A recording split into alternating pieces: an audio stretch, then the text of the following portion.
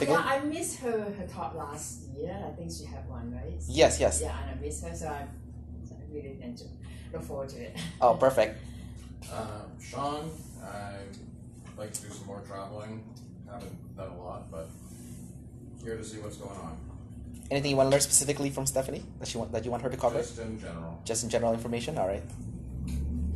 Hi, I'm Tracy. I've been here to learn about travel a couple of sessions already. I haven't really going out for it. I'm more thinking of when I retire. Oh, okay. So you're getting information right now. I just want more information, and such as how Canadian would actually travel. Yeah. The Canadian passport and right. what advantage or disadvantage or stuff like that. Is that what you want to learn from Stephanie today? Yes. How you can travel with a Canadian passport? Yeah. Better? Okay. All right. My name is May. I've been here a few times. I attended Stephanie's last talk. It was really, really, really good. So I want to know more about her travels. She has the courage that I don't have. I can't do a lot of traveling now, but it's good to hear other people's travel stories. Yeah. She's trying to live through her vicariously. Yeah, experience. Yeah, that's good. That's fine. There's nothing wrong with that. Linus, first time here. Not a frequent traveler per se, but I do travel maybe once every 2 years. My most recent trip was just a few months ago in Europe. And I do have some somewhat plans to go to either Australia or New York sometime either this year or next year. But I'm here mostly just to see what she's been up to since I haven't seen her for like a year. So it's good to catch up. Just a way to catch up. Yeah. My name's Kendrick, and I'm a travel addict. I have been to 78 countries right now, and I'm a country collector. So my goal is to visit all 193 UN recognized countries, hopefully in the next 5 years. So I'm really before I get married and have kids. That's kind of my goal. Because once that happens, I'm locked in, and I don't have a life anymore. So I better have a good go on all the adventures I can right now while it's still possible.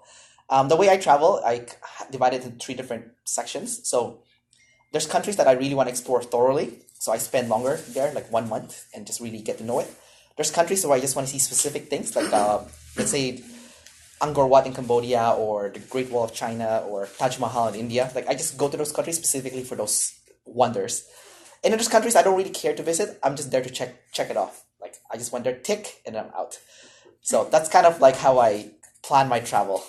Now, I think Stephanie does something similar to that extent. She's also a country collector like me. And with that being said, today's meetup is going to be on Stephanie. She's going to be doing a talk on her mission to visit all 193 UN recognized countries in the world. She's already been to 93 countries. Yes. 93 countries. And she's going to not just tell you her story, but she's going to teach you some strategies and tactics that you can also apply to your own travel plans in the future, so that you can travel as successfully as Stephanie is, even though she's relatively young. Like, how the heck this is girl in her 30s been to 93 countries? That's ridiculous. All right, everyone, without further delay, everyone, please welcome Stephanie. Hi. Thanks all for taking the time to show up on a Sunday. I know that we all have busy lives, but you've taken this first step to show that travel's an important part of your life, or you hope that it will be. I'll start by saying that death livens your senses more than anything ever has. For those of you who were at my November 11th talk, you'll remember that I opened with that sentiment. Death also featured in my 2016 presentation. All right. Morbid. You can say maybe that I'm morbid. Or you can say, for sure, that death is my friend. So much so that on New Year's Eve, I wrote a living eulogy. This eulogy celebrates the life of Stephanie Tsai.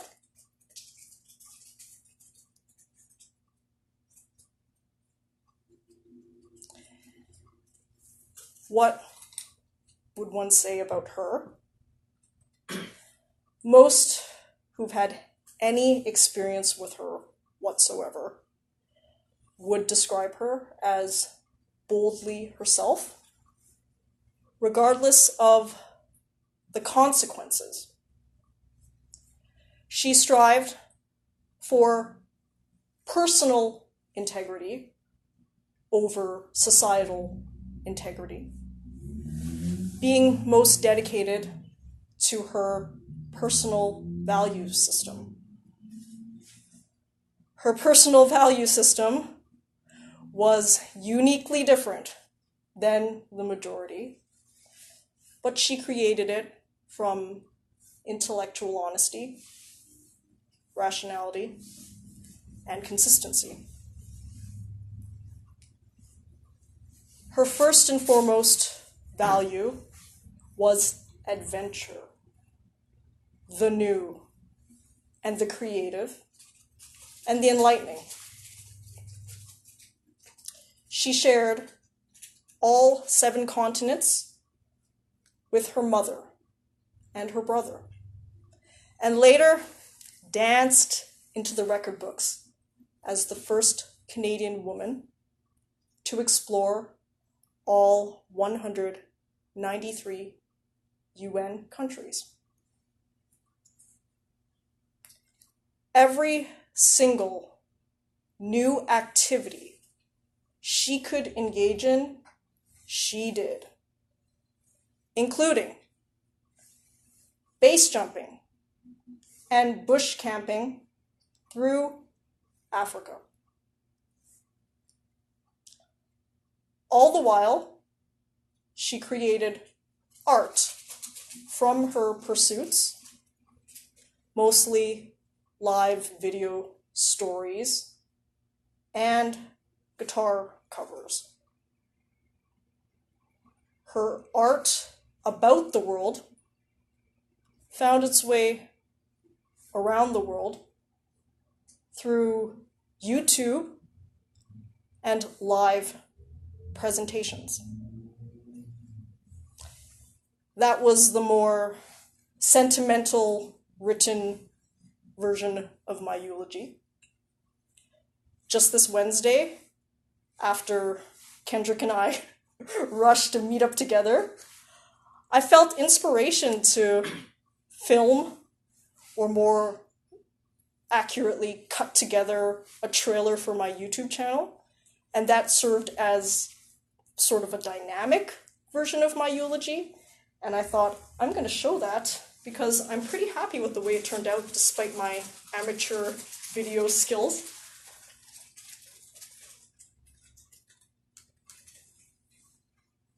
Let's see here. Maximize. The left side is the green. The green? Circle, yeah. Alright, I've outed myself as an Android person.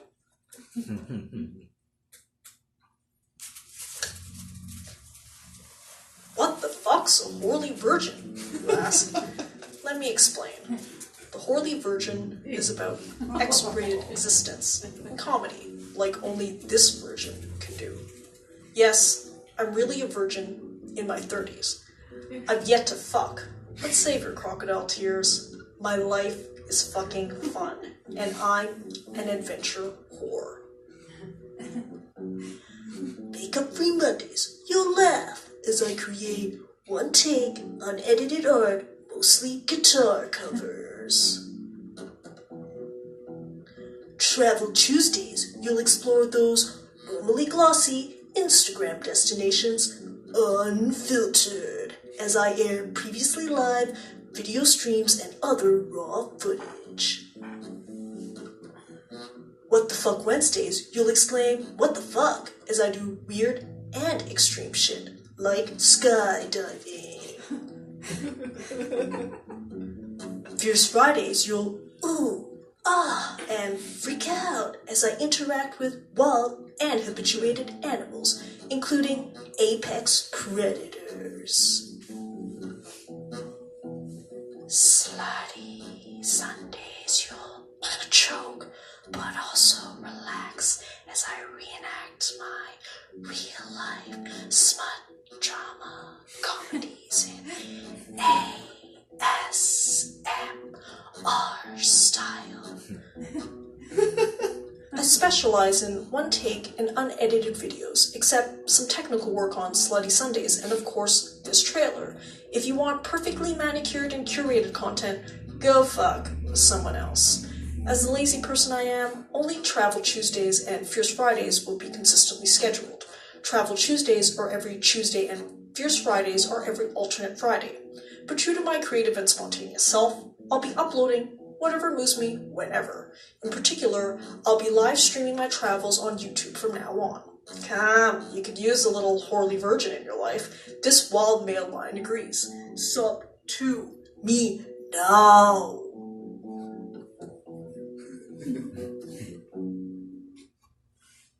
Okay. Well, that was the more dynamic version of my eulogy. I'm pretty happy with the way it turned out, despite sort of the lo-fi amateur quality of it. I think that gives me some character. One of the things that people ask me about with regards to YouTube and my creativity is, what's the point of all this? What am I trying to be, some new Jake or Logan Paul, some YouTube celebrity? And I tell them, no. I love this because it forced me to look at myself through someone else's eyes. What would I want someone, anyone, to know about me? Not because I care what they think, not because I want them to be my best friend, but because I just want to communicate what I am to an alien, perhaps. If an alien were to come and invade our planet, and they were happening down and wanted to know, for whatever reason, what I'm all about, I could read the eulogy that I just read to you, or I could show them this trailer, and I'd say, this is a pretty good encapsulation of what it's all about. Now, as much as you see the final product of the written eulogy or this trailer and channel, I took a lot of time, a lot of time, years and years actually, to learn about myself, to know about myself. And all of that work is what's brought me to today. All of that work that I've done in getting to know me, the final product is this, but the hard work has been there for years. Some Olympic athletes and high-performance individuals use a technique called visualization to help them actualize. What they do is they create mental, sensory immersions, focusing on sights, sounds, smells, tastes, physical feelings, and emotional feelings. They visualize an outcome, and then the brain does an amazing thing for them. It works backwards and says, oh, right, that outcome, this is how you got there. This is how you actualize. If you're comfortable, you can join me in a brief visualization right now. If you prefer, you can just simply observe. Inhale, a deep breath, feeling the air, oxygen, fill and enliven your lungs.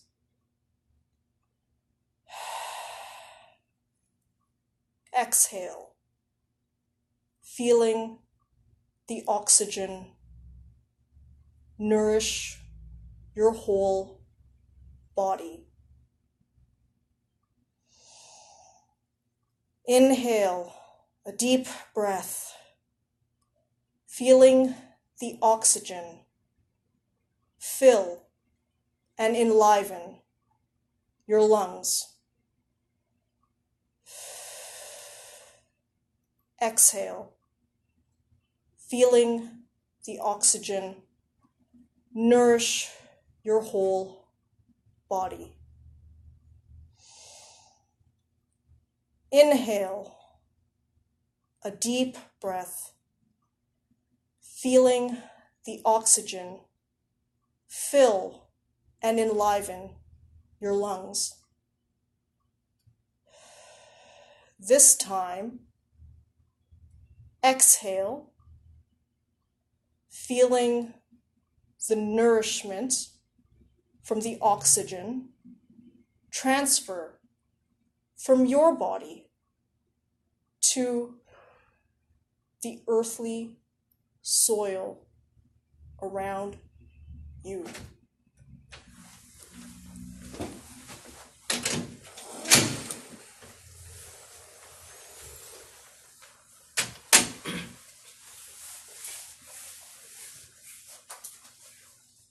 You nourish and enliven the earthly soil around you. You smell the tannic of grapes and taste the juicy sweetness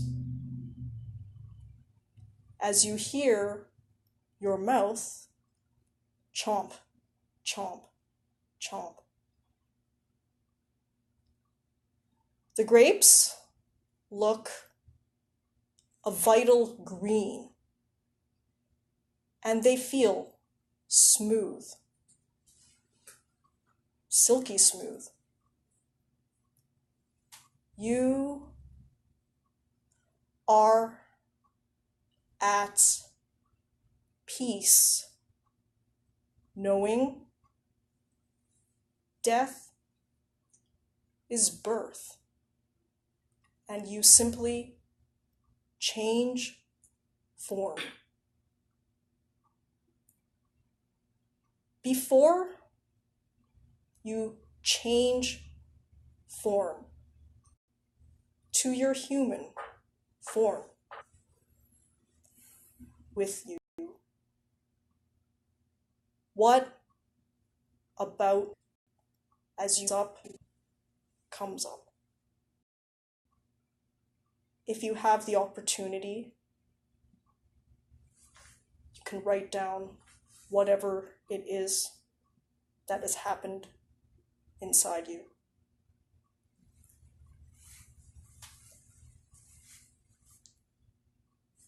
That was a form of mental exercise. It's your first time maybe with visualization. And keep in mind that as your first time, you want to be gentle and generous with yourself. Maybe some things that you're afraid of came up, or maybe some things you need to further investigate. Over time, I hope you'll think of mental exercise as just as important as physical exercise. I myself do both mental and physical exercise every single day. Every single day, I do some form of mental exercise like I just walked you through. Sometimes I will be, as Kendrick mentioned, morbid and think about death. But I hope through my visualization that we just enjoyed together, you'll see that even if you think about death, you can think of it in a way that's enlivening and enriching to you. And you can think about it in a way that instead of having fear and resentment, you have hope, gratitude, and most importantly, motivation. The whole point of why we do the mental exercises is for that motivation. Last time in my presentation, I had mentioned a couple of goals in my life that I will call my old self had reached.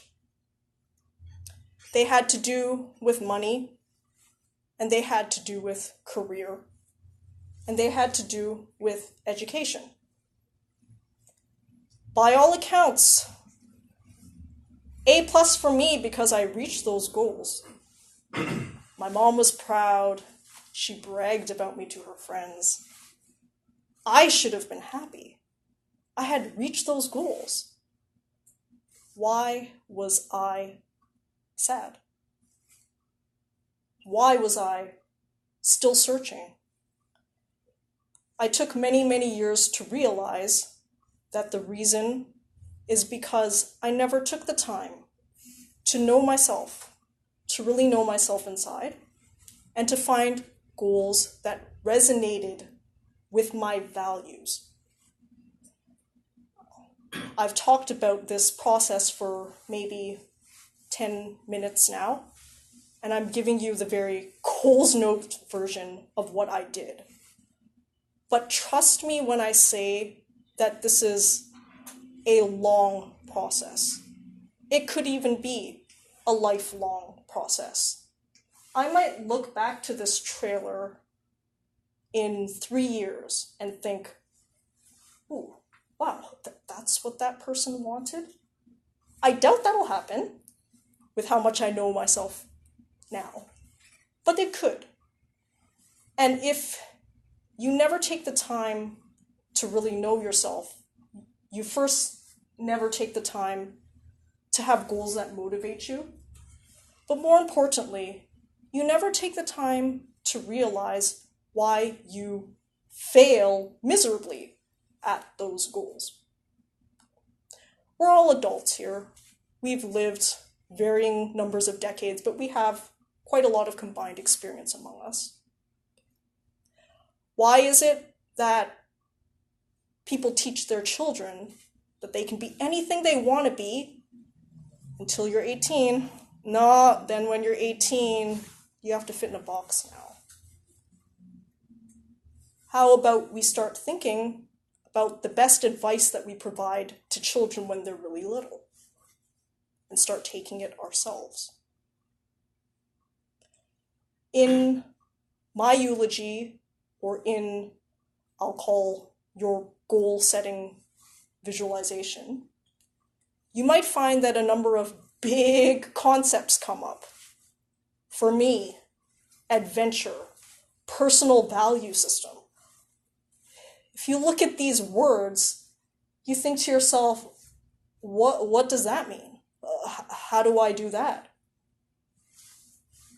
And that's where people, if they're lucky enough to take the time to find their values, they then start to think, oh my gosh, I have these concepts and goals and dreams, and they seem very esoteric, or they seem like just a word off floating in the distance.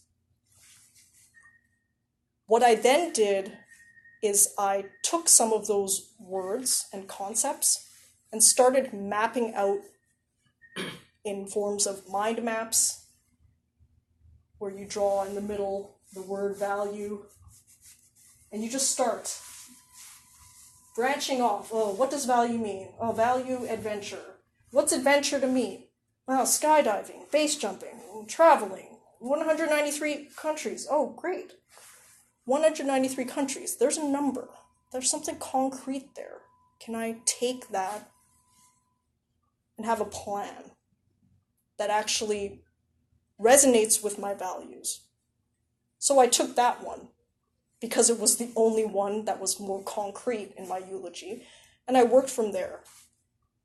I thought to myself, can I action this? Maybe if I come up with a SMART plan to do it. SMART stands for S-M-A-R-T, which is an acronym that people use in goal setting. They say that for maximal effort and efficiency, instead of just having a random whatever which way goal of I want to be good, I want to be adventurous, I want to be this, you actually take something that could otherwise be hard to implement on its own as an idea, and you make it as concrete as possible. So I started with my mind map, and I said, numbers, good, I like numbers, 193. Now what do I do with it? Is this goal specific? Yes, I want to explore all 193 UN countries. That's the first letter, S, specific. The second letter is M, measurable. Is my goal measurable? Yes, there are 193 countries to explore. The next letter is A. Is it attainable?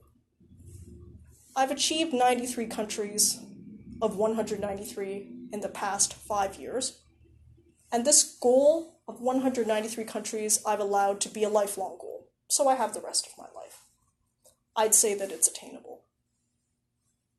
The next letter is R, for relevant. This letter, for me, is actually the most important of all the goals, because you can create goals and goals and goals that have many metrics that are specific, measurable, attainable, but are they relevant to you? Relevance, I have found, is the most important factor because it provides you the motivation. If, for example, like me, you valued adventure, but in your day job, what I was doing was accounting work. Unless I worked for Enron, it wasn't much of an adventure. So then I was wondering to myself, well, I have money. I'm supposed to be happy, right? My mom's bragging about me to her friends. I'm supposed to be happy, right? No, I had the goal, but I had no value behind it that was resonating. So even if you reach your goals, if they lack relevance to you, you could reach them and you could be just as unhappy as you were before. Is my 193 country goal relevant to me? My first and foremost value was adventure. And more importantly, adventure that fuels creativity. I'd say through my first 93 countries, for sure, it has been an adventure. So I'd say that definitely is worth continuing. Another thing that I've been working on while finding adventure is my own personal value system. I also know from having developed my value system over many years, the way that I develop it is through new data, new perspectives, and new experiences.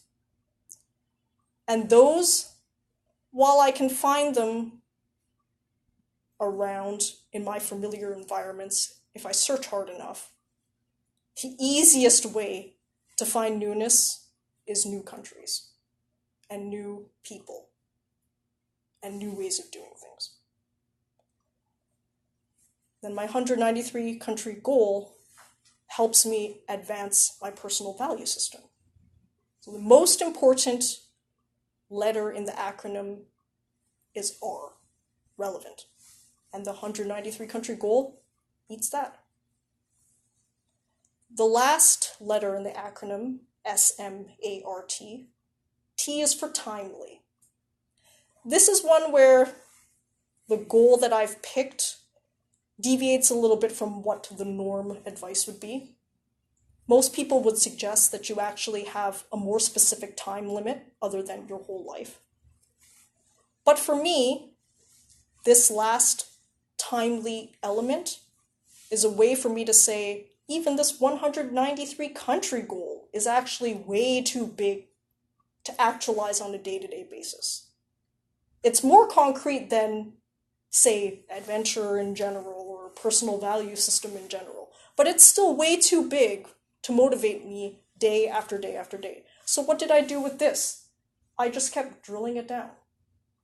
What do I want to achieve in 2019 that's related to 193 countries? Well, I would like my 100th country to be in 2019. Okay, Well, what do you want to do with that? I like it. It's a big milestone. I think I want to celebrate. How do you want to celebrate? Maybe I want to do my 100th country with a base jump. I've been looking at base jumping for a long time. Oh, how do you? And I drilled it down so much that one of the days this week, I decided I am going to contact the world expert in tandem base jumping. I'll show you a video of some of his work.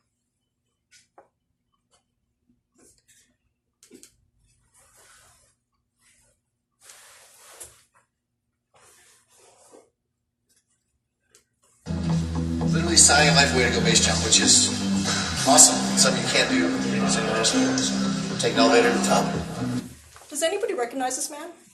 No. Has anybody seen him before? He'll be sad because he's actually one of the premier action sports star in the world. His name is Travis Pastrana.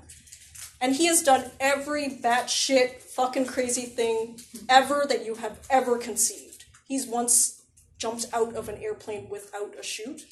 This is one of his relatively tame exercises, which is base jumping. He's not an expert base jumper, but what he did was he asked the expert to pack his chute. Land on the field over there.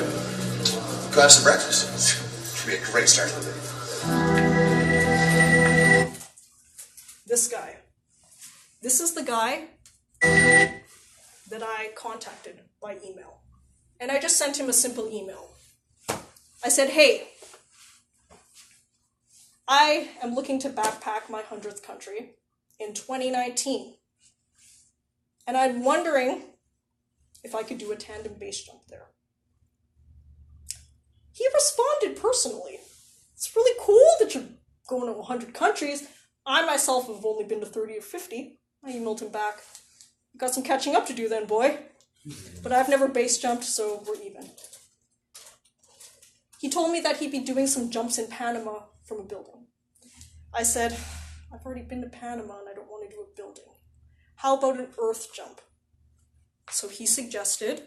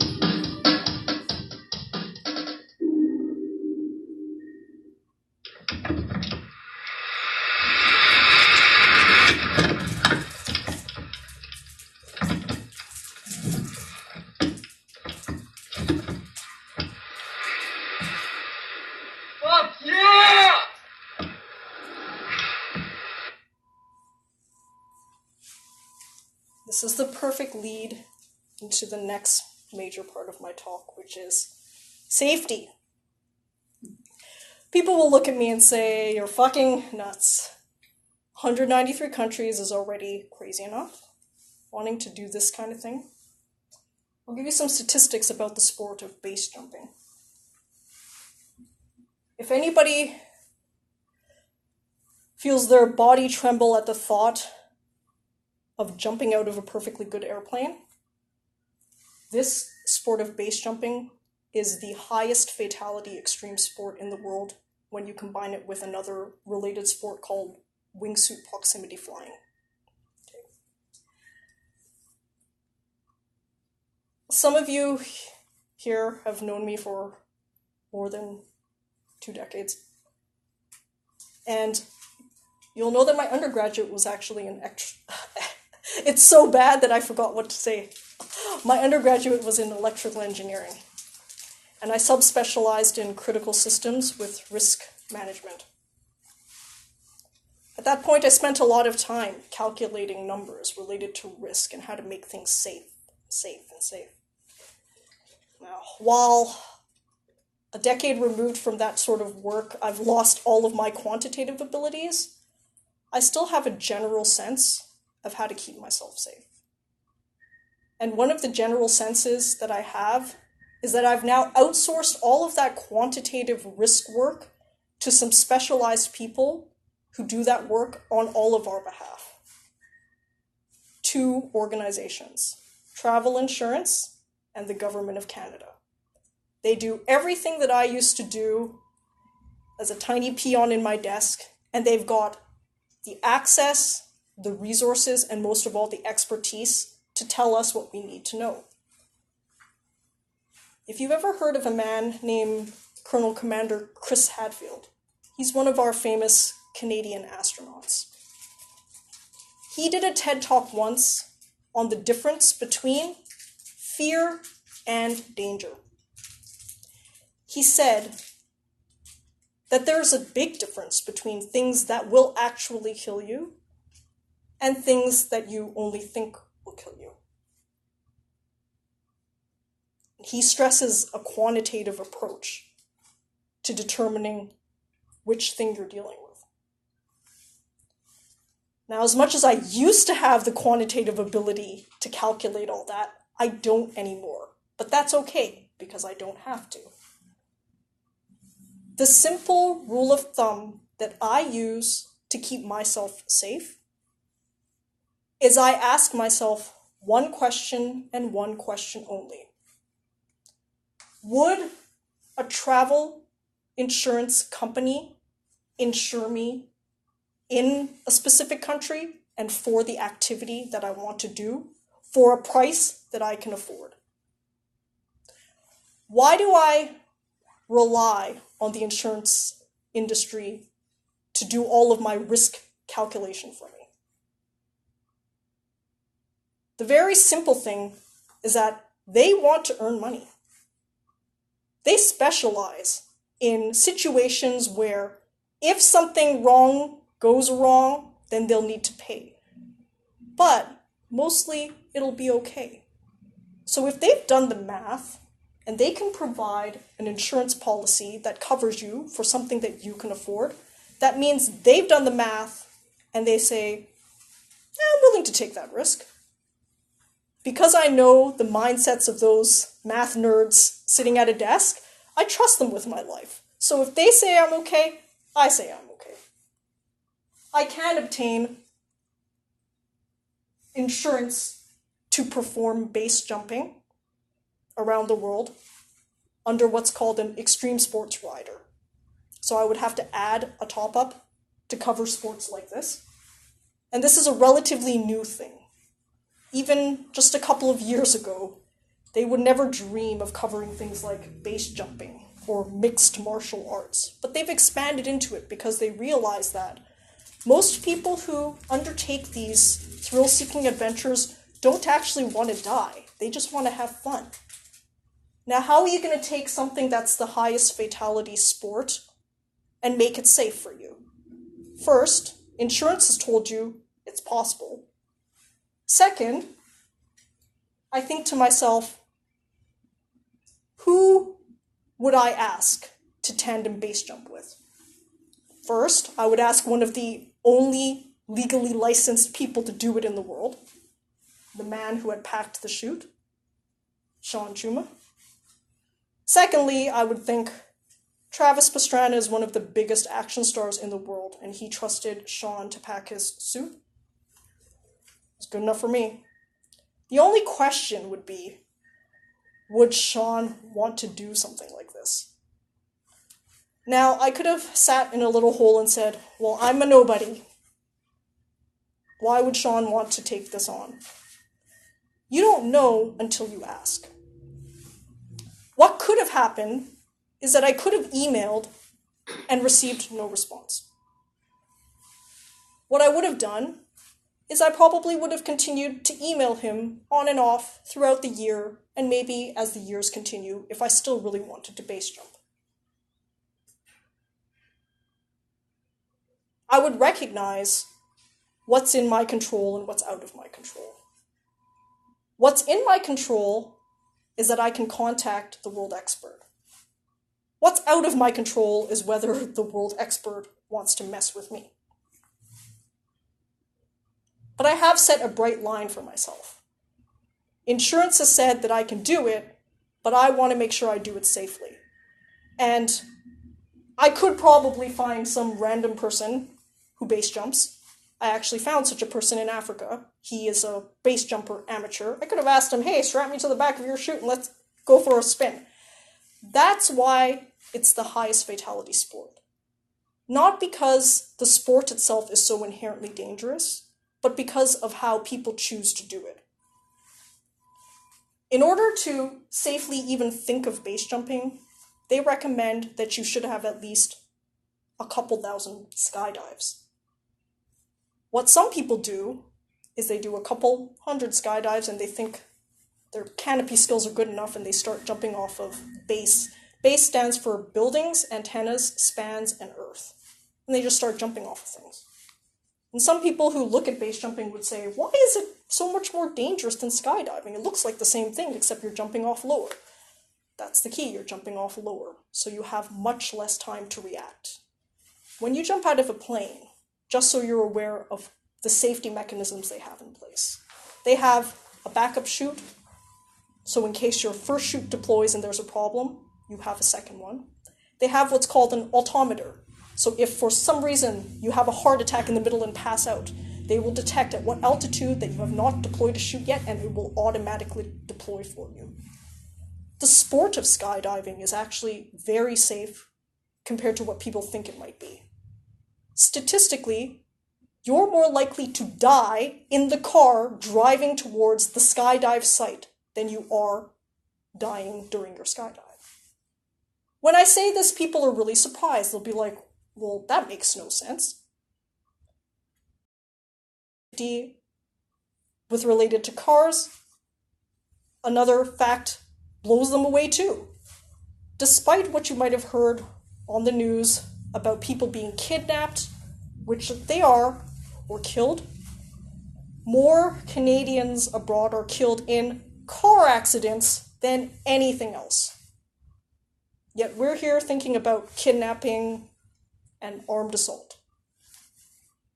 Why I stress an evidence-based approach in life is because, like Commander Chris Hadfield says, you could spend a lot of time fearing things that actually have a lot less chance of hurting you than concentrating on the things that are killing you and that reasonably could kill you. I always laugh when my mom, who's actually clinically been diagnosed as morbidly obese, tells me that what you're doing is unsafe, as she chugs back 4 liters of Coca-Cola a day and sits around not thinking about her physical body. Many things we do and the way we think about life, we sort of have a grabbing here and there approach, depending on our feelings, our moods and emotions, what other people tell us, what society tells us. I'd like to bring intellectual honesty and rationality back into the equation. I'll admit, even being a former engineer, it's actually really tough to think rationally. It's tough because primitively we're actually designed to react more emotionally because it's faster for us.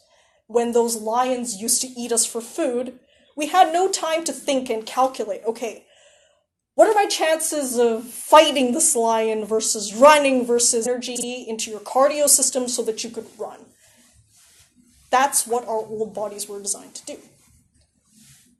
Nowadays, we have a little bit more luxury, but we still operate under the old OS. What I'm hoping that you guys do is think about things in a more evidence-based approach and utilize the expertise of others to help you make decisions. In my previous 2 presentations, I talked significantly about travel.gc.ca. I'm going to do a brief refresher on it because that is actually the website I start with. That's my Bible, even though I'm an atheist. That's the one that I look to for all of my advice. And when I plan a trip to Greece regarding base jumping, I start with that website.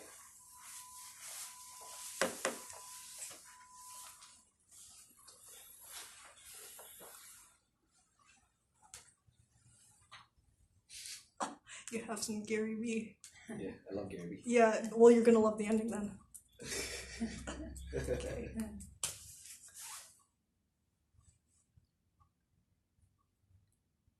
Continuing on my theme of safety, the second organization that basically takes your hard-earned tax dollars and translates it into this website is the Government of Canada.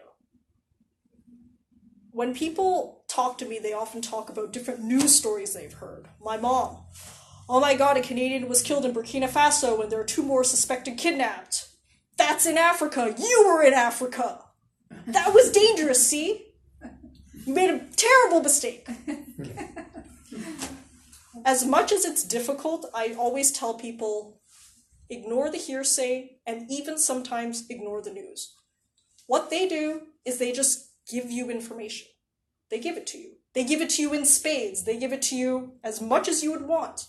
The problem is they miss out 2 things. They don't tell you if it's relevant to your life, and they don't tell you if it is relevant, what do you do about it? This website, travel.gc.ca, tells you all of that information. They've done all of the risk assessment for you, and they've done it in a way that's based on evidence, based on logic, and based on access, resources, and expertise that none of us have. Last time I talked about travel advisories, and I'm going to briefly mention it again while expanding more on some of the other sections of the website. Since I brought up Burkina Faso, we'll read Burkina Faso. The easy thing about the website is that for the risk levels that you need to be concerned with, they're always highlighted in red. There are 4 risk levels that the Government of Canada has. The lower 2, which are exercise normal caution and exercise high caution, they're ones that you can still freely travel depending on your risk appetite. So if you are the type of person who wants to travel to countries that are a similar risk level to Canada, you would stay in the bottom level. If you have more risk appetite, you could even go up into the high level, which includes some countries like China. And many of the countries in Africa are actually surprisingly only within the first 2 levels. Avoid non-essential travel and avoid all travel. These are the 2 that you could still go, but you have to know 2 important things. Travel medical insurance will not help you or pay claims if an emergency happens while you're in these countries. That's number 1. Recently, if you've been following the news, which I've unfortunately had to because my mom was pestering me so much, the Government of Canada, because they know that people rarely follow this site, if at all, have had to say in the news, if you encounter an emergency in a country that has these red warnings, we might have a limited ability to provide you consular assistance. 2 organizations now have told you that they will not insure you and they will not help you. And that's your travel medical insurance policy and the Government of Canada. You could still take the risk and go, but then you're on your own. Now that's both reassuring and scary. Reassuring in the sense that, well, now you know exactly what your problems are, which are everything. Scary, though, which is, if you read all of these warnings, you might ask yourself, is it worth it to travel to Burkina Faso? You might notice an obvious challenge in my 193 country dream. Burkina Faso is one of the 193 countries. So what am I going to do in this situation? For now, and in all of my traveling for the past 5 years, I have stayed out of the red. Unless something major happens to my mindset, I will stay out of the red. I'm doing this because even though I am single and I don't want my own family, I do still have a mother and brother who care about me, and I care about them. My love of adventure has its limits too, and my limits, as I have stated at the very beginning, are that if I cannot obtain travel insurance to cover me, I will not go. And that is my risk appetite. Different people will have to think of different strategies for themselves. For example, some people that I know don't even want to travel to a country like China, which is higher risk. Does anybody have an example of a country that they do want to go to next so we can pop up the report and read it together and start helping you plan? I'm going to China and Iran in 2 weeks. Iran? We'll do Iran.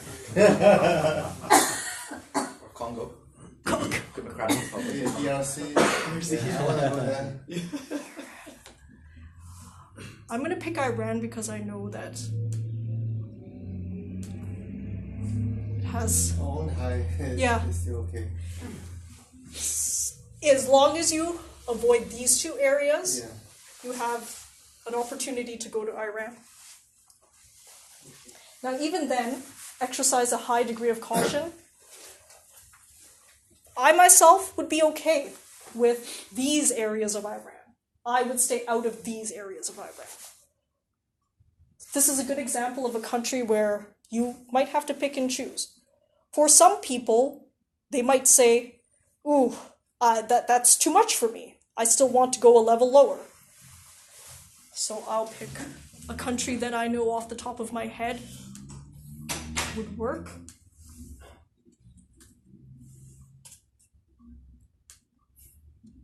Okay, Switzerland is take normal precautions. Canada and Switzerland have the same level of risk. So I know that sometimes people have a tendency of thinking, oh, well, I'm a true backpacker. I go to these countries or those countries. As much as I have my own personality and attitude towards traveling, I don't force people into my definition of what traveling is. I travel with my mother and brother too, and we mostly stay in normal or even high caution countries. But with high caution countries, I take some precautions. A lot of times, because my mom is older and she has some mobility problems, we'll go cruising together. And it works out really well because we've racked up so much loyalty with the cruise lines that the third person is almost essentially free, so she basically travels for free with us. What I'm trying to say is, as much as I am an adventure adrenaline junkie myself, I know that everybody has a different way that they interact with travel. Everybody has a different definition of what travel is in their lives. So you stick to what you want.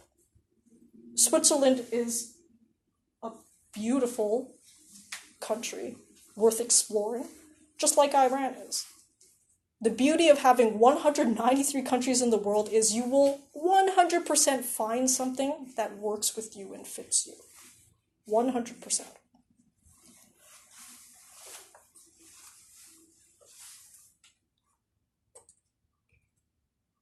I will review 2 sections of the travel.gc.ca website that I've yet to cover in my previous 2 presentations. The first is exit and entry requirements. This website will inform you whether you need a visa. So for Switzerland, not required for stays up to 90 days. For countries that require visas, they will link you to the official visa requirements. Sometimes there'll be e-visas, sometimes there'll be visas on arrival, sometimes you'll have multiple choices, depending on your circumstances. We're lucky because Canadian passports are relatively powerful, usually ranking in the top 5 or 10 in the world. I've been told that if you're a dual citizen of other countries, you might want to mix and match to see whether your other passport provides a free visa, whereas your Canadian passport would cost money. For example, I know if you're an Asian citizen and you have an Asian passport, you probably could obtain visa-free entry into Vietnam, whereas Canadians would have to pay. A tip to note for dual citizens is that some countries and continents are very particular about you having to use a single passport. I had heard that in Africa, they're very, very picky on people who flip back and forth between passports. I myself am only a Canadian, so I only know that I was traveling as a Canadian. It's okay, I did it. Did you do it? Okay. Kendrick has confirmed that it's okay. Okay. They don't really care. It's Africa. They don't care. Well, they care when they care, right? Well, when they want a bribe, yeah, they can use it to extort a bribe from you. Not because it's against the rule, but... The other tab that I want you to be aware of is called the Health tab. And the Health tab, you'll see, were you aware that measles in Europe might be a concern? So you would click on that, and it would link you to some recommendations in 2018.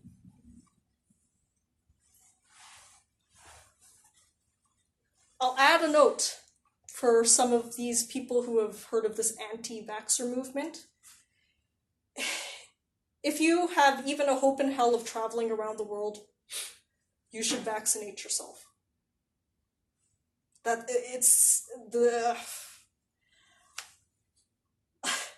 There are so many controversial subjects that I can get into. I'll be getting into a couple a little later on. Suffice to say that I've had people contact me and say, I would like to travel to this place, developing countries, and their kids haven't even had the routine vaccinations. And I'll say, I wouldn't even allow my cousin who hadn't had his kids vaccinated, and one of them was born in the US, I wouldn't allow them to come visit me in Canada. They said, oh, we'll come visit you. I said, no, you haven't vaccinated your kids. Well, that's unfair. You're using ideology to prevent me from visiting you. And I said, damn fucking yeah, straight I am. You're not coming. And that's that. Okay? I can't force you to vaccinate your kids, but you can't force me to host your unvaccinated kids for them to then contract measles and then have me pay for your medical bills. Oh, by the way, I'm also not buying travel insurance. No. I just say no.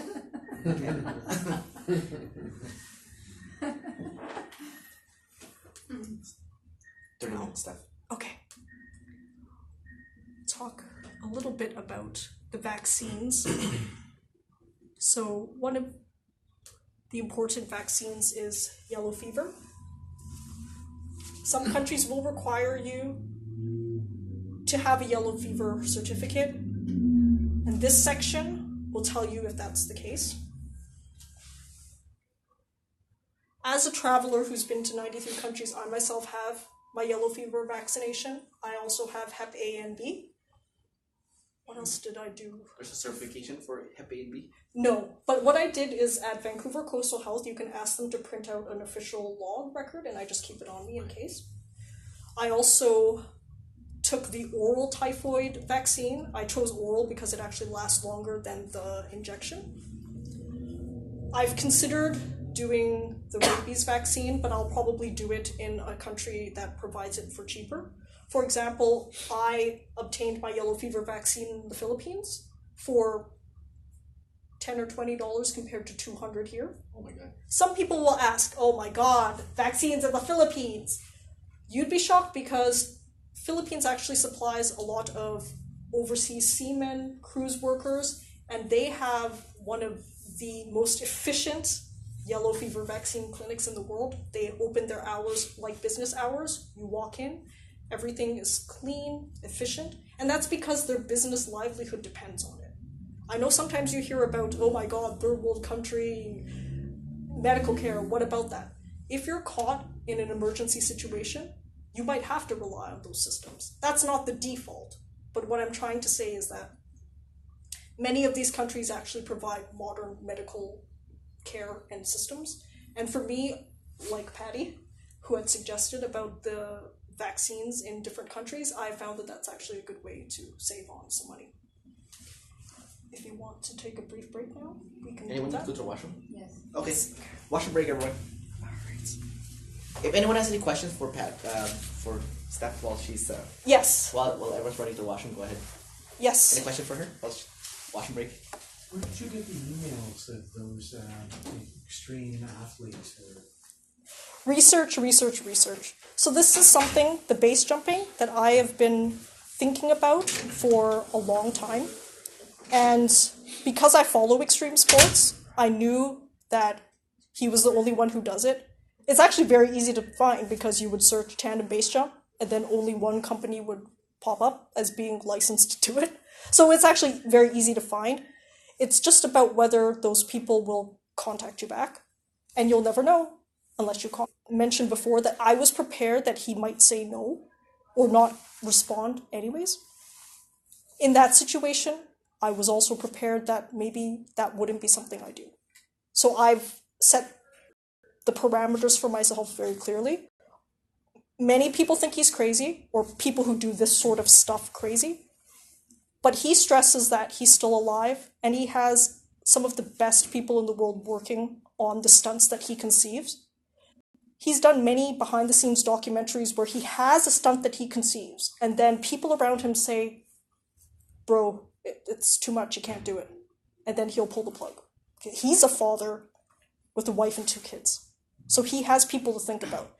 I've stressed that even though I'm single and I don't want my own family, I still have people who love me around me. So I'm not out there with a death wish. I have my own risk tolerance that I'm comfortable with.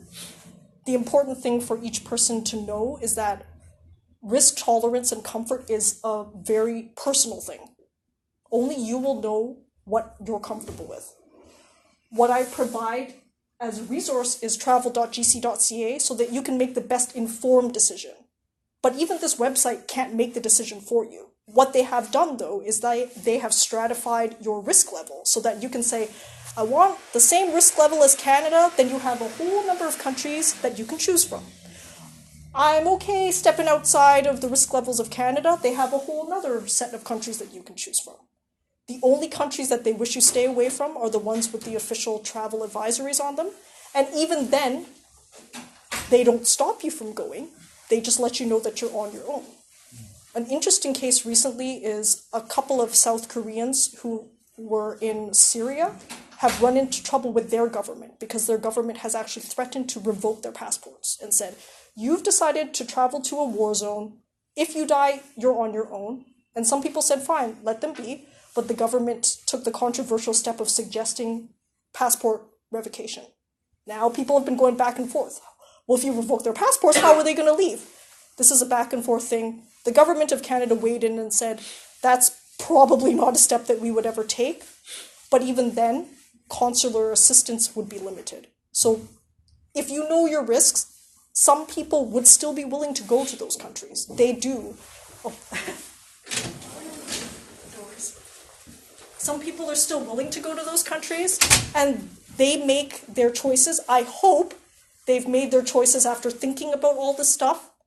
If they haven't, send me their email, and I'll try to talk some sense into them. But the same way that I look at them, some people look at me and say, I'm too crazy, or Kendrick's too crazy. We were having this discussion before everybody showed up.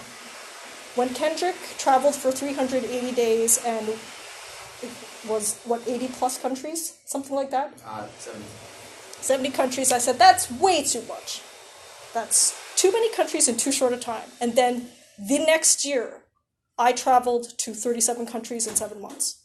So we joke because we'll look at that guy and be like, that's nuts. And then you start to look into it. You're like, you know what? It's doable. I actually like it. It works. Or you go on the trip and then you say, ooh, that was quite a pace. You can also, another way you can mitigate risk is joining a tour. So, me and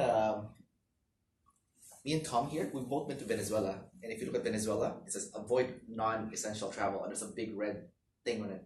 But I've been there, and I've seen demonstrations and buses and stuff. But I was 100% okay. But I joined a tour, so the tour took us around and made sure that we're safe, and they knew how to deal with the locals and corrupt officials, and no one even asked me for a bribe. So, actually we joined the same tour company too. Like we were not on the same tour, but separate tours. Like he went first, and he told me about the company, so I went, and it was fine. Yeah. And you organized the tour from New Zealand, not from here? Sorry? When you organized the tour, you did it right in New Zealand. What it was tour? a local... No, in Venezuela. Yeah. In Venezuela, not New Zealand. Yeah. Oh, okay. So when you went Venezuela there, is... New Zealand's a safe country. Yeah. But, no, I did it online. I emailed the company, and I booked it with them, and I paid them when I arrived. And I found a safe border to enter the country too. I did thorough research, and I said, oh, okay, there's a specific border that goes into Venezuela that's very safe, so I just crossed over from that border, and it was okay. Now, Tom's more risky. He flew into Caracas. So I don't know. I don't have the courage to do that. Venezuela also has an island called Isla Margarita that some people use. I had looked into that when I was in Trinidad. I could actually touch base in Isla Margarita and count Venezuela, but then I decided against that and went to Guyana and Suriname instead. You didn't go to Venezuela, right? No, I didn't. I So you went can safely enter from Brazil. That's super safe, the border. Yeah. So with research, you might be able to mitigate some of your risks. Yeah. But again, it is something that each person is going to have to decide on their own, just like every factor in life. Travel, whether to marry, whether to have kids. These are all things that every person has to take their own thorough analysis of whether it's worth it.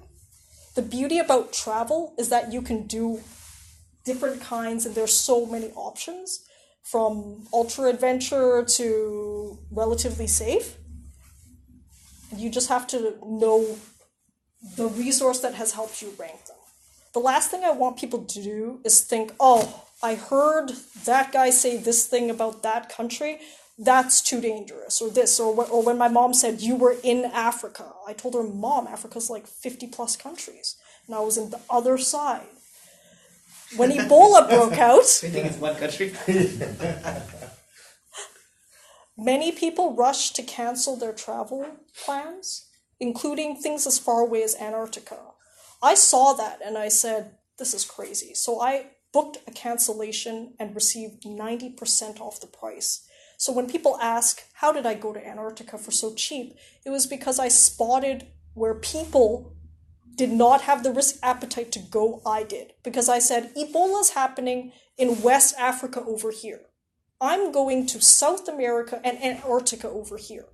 Now, Overreaction had plenty of people just deleting and canceling their trips. I'm like, that's perfect. Because when they do that, companies panic. And if somebody's willing to pay some salvage value for a trip, they're happy. They're like, you, 95% off. Will you come? And even my mom was like, you better cancel that trip. And I'm like, we are not canceling Why the did you trip. tell me about the trip? Did I know you then? Did I know you then? know, I'm just Maybe. kidding. Okay, next time. Okay. Tell me. Yeah. Basically, wait for something where you know people who have a low risk tolerance. It's like playing stocks. Ups and downs. People who have high risk tolerance can see that when stocks are low, they actually buy. People with low risk tolerance sell. So then if you buy from the ones who sell, concepts in life sort of work through different domains. Yeah, the US is about to go through a recession, right? Yeah. That's when you buy the stocks. Is anyone else going to the bathroom? Because I will go last. Yeah. Okay. No, I already went. Oh, you so after you, yeah.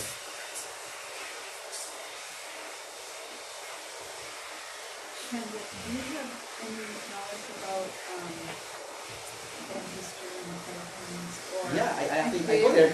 I do go there you? for dentist, exactly, yeah. Because It's that's- cheaper. Well, how do I discern who's a good dentist? Maybe your dentist is a good dentist then. You can, the problem with the dentist I go to is the initial fee is not cheap, but the consequent after is cheaper. It's about like $30 for teeth cleaning, $25 to $30. Yeah. Yeah, but the initial assessment is $50.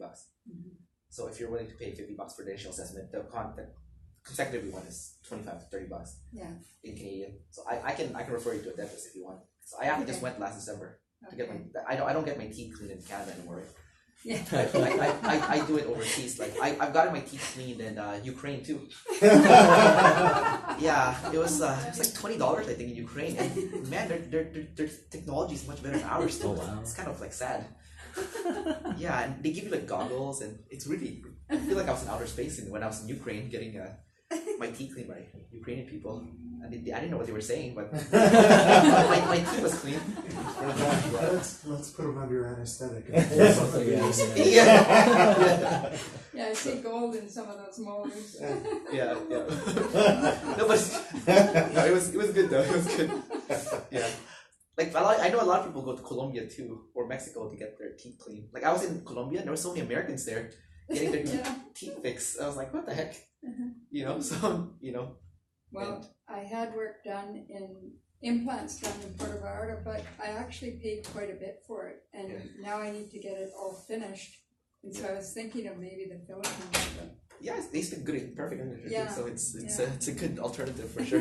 Because like I went to Ukraine, I don't know what they were saying, right? But in the Philippines, you can they communicate. speak English. Yeah, they speak perfect, Yeah. like fluent English. So, Right. so that, Better than my English, no doubt. I don't know what that, but yeah, maybe. Yeah. Some of them. Yeah.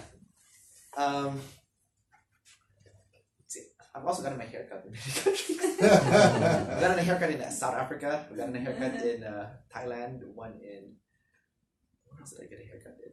Colombia. I've gotten a haircut in every continent. We have to when you're spending all those days, right? Yeah. Yeah, I just thought it was interesting. All right. Oh, Okay. okay. So we got that. We got half an hour to finish, including Q&A. Yep. Ready? Alright, And go. here we go. Anything you guys want Steph to cover specifically? That's like in the back of your head, so she can squeeze it in. Any? I don't know if you would consider this if it's ridiculous or not, but in terms of world travel, when a person has some fear around letting go of all of their stuff that they've accumulated over a lifetime, and then that seems to be holding me back, is all this stuff, and what do I do with it all? That's a good one. Okay. That's a good one. I think I will be able to cover that. Is there a way to minimize? Anyone else have anything burning in your mind? This is your chance. No? All right. How do you minimize this or go back to the Top left again. top left? Just Oh, that's how it goes. Yeah, it's always the top left. So it just It's just the opposite side of the that's you why. see it. Okay. Can I? Is this minimize or this one? Okay, I think it's the one in the middle. this one. Oh, there we go. There you go. All right. Okay. Anybody a fan of Quentin Tarantino? Yeah, some. Anybody watch Reservoir Dogs? Oh, I didn't watch Some of you might recognize this famous clip, but for those of you, All right, everybody cough up some green. They make minimum wage. And I used to work minimum wage, and when I did, I wasn't lucky enough to have a job the society deemed tip-worthy. You don't care if they count on your tips to live? You know what this is? It's the world's smallest violin playing just for the waitresses. You don't have any idea what you're talking about. These people bust their ass. This is a hard job. So is working at McDonald's, but you don't feel the need to tip them, do you? Well, why not? They're serving you food. But no, society says, don't tip these guys over here, but tip these guys over here. It's the #1 occupation for female non-college graduates in this country. It's the one job basically any woman can get and make a living on. The reason is because of their tips. Fuck all that. Jesus Christ. I mean, I'm very sorry the government taxes their tips. That's fucked up. That ain't my fault. I mean, it would appear that waitresses are one of the many groups the government fucks in the ass on a regular basis. I mean, if you show me a piece of paper that says the government shouldn't do that, I'll sign it. But to a vote, I'll vote for it. But what I won't do is play ball. And it's not college bullshit you give me. I got 2 words for that. Learn to fucking type. So if you're expecting me to help out with the rent, you're in for a big fucking surprise. Just convince me. Give me my $1. I don't tip ever. My no tipping stance is a good way to introduce 2 concepts: finances and responsibility. Some people ask me how I can afford to travel around the world, and I tell them 2 simple things. You either spend less or earn more. People who know me well know me that I am a master at spending less. Spending less consists of 2 things. Don't buy shit you don't need, and don't pay for shit when you don't have to. First one, I live with my mom, and I will live with her for the rest of my life. I walk and take transit. I cut out my entire entertainment or sundry budget in Vancouver. I spend as close to 0 as possible. I'm mostly vegetarian. I don't drink. I don't do drugs. I don't smoke weed. None of that. I live a homeless hermit life in Vancouver so that I can live it up and base jump abroad the other 6 months of the year. The other thing I don't do is I don't pay for shit that I don't need to pay for. Now, what's the definition of that? I've had this conversation with many people in my life, and in the privacy of conversation, people confide to me that they tip or they lend money to friends or all these other things because they want to be a good person or not be cheap. I say to them, I'm a mean and cheap person, but I'm also financially disciplined and happy. So I'd rather be financially disciplined and happy than good and a high roller. What I want you guys to do is think about the concept of decoupling emotions from money. Instead of having money represent things like cheap, good, bad, worthwhile, worthy, separate it. Think of money in terms of what it really is, according to the dictionary. Money is literally, according to Merriam-Webster Dictionary, a means of payment. The obvious question is, what do you pay for? The answer seems simple, and it really is that simple. You pay when, if you didn't pay, you would go to jail or be sued by someone. That's really as simple as it is. Everything out of those 2 categories is voluntary, and I suggest you pay nothing when it's voluntary. You owe no legal obligation to restaurant servers, your best friend, a homeless person. They're all the same. If a restaurant server feels that they're underpaid, they should discuss that with the party that's legally responsible for paying them, which is the restaurant. If your best friend comes to you and says, my credit card bill is due, you've known me for a long time, you pay it off for me. You could say, no, you're legally responsible for paying your own credit card. You do that. If a homeless person asks you for money, you could say no, but then help them find the nearest food bank, or help them with resumes. The last example shows that goodness doesn't have to be related to money. Now, I know that I have a lot of different ideas to other people. The reason why I like to bring up the tipping example is because it is an example of something that people just tell you to do, and then you don't think about why you're doing it. If after all of my suggestions, you think, well, I want different advice. I want advice that tells me how I can give every restaurant server a house every friend I know a house, every person I've ever encountered a house, a homeless person a house.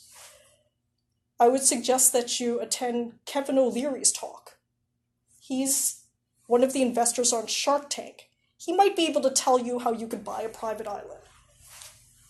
I can only provide you what I know best, which is to redefine how you think about money and stuff.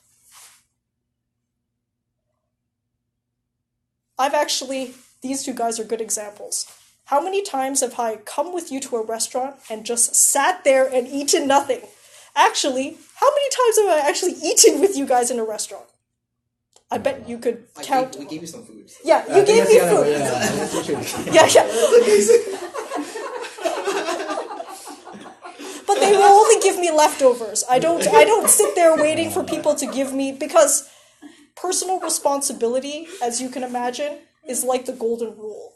People ask me, "Oh, Stephanie, how would you feel if people treated you that way?" I would say perfect. If people were to treat me the way I treat them, 100% perfect. For example, all of you came to this talk today. I don't think that you're bad or cheap people because you didn't put money into my invisible jar over here. But I spent a lot of time on this talk. I worked hard to provide value to you. Well, if I don't ask you for money, that's my problem. I could have easily said, price for a ticket. Then you could have decided, I like her, but she's not that good. And you don't come. That's called intellectual honesty in dialogue. We'll also get kicked out of this room. Yeah, well, there we go. Kendrick has also provided the other incentive. Okay. Yeah, we're not allowed to throw money boxes. Yeah, exactly. Just like you assume when showing up here that if I wanted something out of it, I would have said so. I assume the same for everybody else. I like open dialogue and negotiation. I've had a family business for decades that my mom started. And I also have my own technical and marketing writing business. When we run that business, I have never once blamed a client for being underpaid. I always said, Stephanie, if you feel underpaid, you negotiated this price yourself. If you don't like this, you negotiate higher. When I was in corporate companies, working corporate jobs, every single time I entered that room for an interview and they talked about money, I negotiated. They would offer something and I would counteroffer because I felt their offer was too low. I never took it and then silently seethed and resented for years and years because I think I'm worth more. If you think you're worth something, your responsibility is to say it out. Then what happens is what will happen. Somebody will look at that and say, sorry, bud, I think it's lower. You go higher, lower, whatever. You come to an agreement or no agreement. But then everybody comes into it with intellectual honesty. They tell you exactly what you want, and you come to a mutual agreement where you're both happy. None of this, I'm going to use social guilt and shame bullshit. I don't operate that way. And people who want to operate that way find different friends. If somebody wants a friend who they can ball with at the club, who's going to buy them Cristal, I'm not their person. They'll find someone else. And I'm perfectly comfortable with that. And that's the key. If you know yourself and you know what you're comfortable with, you're okay if a room full of 20 or 50 people think you're cheap or a bad person. I know for myself that I've taken years and years and years to establish what my value system is. And my value system is that I have goals that require money. And my money I only spend when I'm legally obligated to spend. And that's my stance on it. That same stance, I hope that people can take with anything in their life that they find is bothering them. Because a lot of things hold us back that we blame on money, that we blame on time, that we blame on other people when really it's us. At first, when you look at this, you think, oh, It's a lot of responsibility to be taken on yourself. Like if you're unhappy at your job, it's you. If you didn't negotiate a good price with the client, it's you. It's you. Yeah, it is you. But that's the beauty, is that it is you. Is that you have control over that. If you're unhappy in your job and you think that you're underpaid, walk in there on Monday to your boss's office and tell them why. The most important thing is the why. Anybody can walk in and say, give me this or give me that. Another sane human being is going to be, well, why would I want to give you that? Oh, okay, so we're going to have an ongoing dialogue about it? All right. And then you'll come to a mutual conclusion. I have never been part of a contract where someone negotiated on my best behalf. I've never been in one, in Canada or abroad. Because I operate under the assumption that everyone is going to negotiate in their own best interest. And the only thing we owe each other is intellectual honesty with the decision-making factors. That's all we owe each other, is intellectual honesty on the decision-making factors. Everything else is you negotiate in your own best interest. You take care of your own pot. And when you decide and you know that that pot is yours to be responsible of, you actually feel a complete shift in your mind. For many, many years, I had blamed my parents for my circumstances, my back pain for my circumstances. And then I thought to myself, do I have back pain because my parents ignored me since the age of 12? Maybe from 12 to 18, or maybe 12 to 20. But then from age 20 to 30, when I would work at my desk non-stop for 10, 12 hours without a break, whose fault was it then? It was my fault. Whose fault was it when you didn't tell anybody that you were in pain? 15 minutes. My fault.